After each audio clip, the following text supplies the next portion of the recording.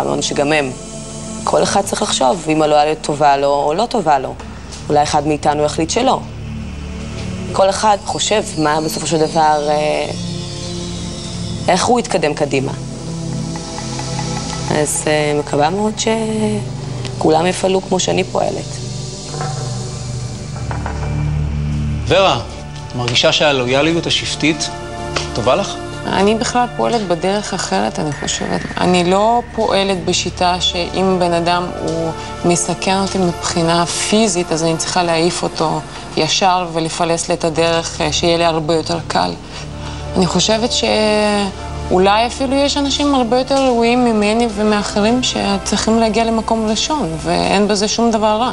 אני אצביע היום עבור בן אדם שהוא הכי פחות ראוי מה-11 כדי להישאר ולהמשיך הלאה. נעמה, את מסכימה עם ורה? שמי שראוי, מי שחזק, מי שבולט, הוא זה שצריך להישאר במשחק? במשחק הזה, לבלוט, עושה לך נזק. במשחק הזה צריך לשמור על פרופיל נמוך, וככל שאתה חלש וקטן, אתה פחות מאיים.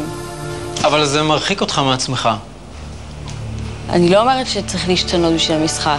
אם זה מי שאתה, תישאר מי שאתה, אבל במקביל אתה צריך לשמור על הגב שלך יותר מבן אדם שפחות מתבלט.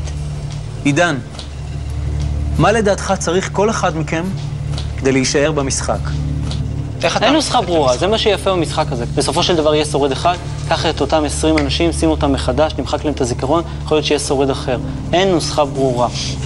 אבל יש נוסחה ברורה בחיים לאיך אתה רוצה להתקדם בחיים שלך. ואני חושב, אני רואה רק איך אני רוצה להתקדם באופן אישי. אני רוצה להיות נאמן לערכים שלי, ואיתם ללכת קדימה. ואני מעדיף ללכת מהמשחק בראש מורם, מאשר להתקדם בצורה שפלה.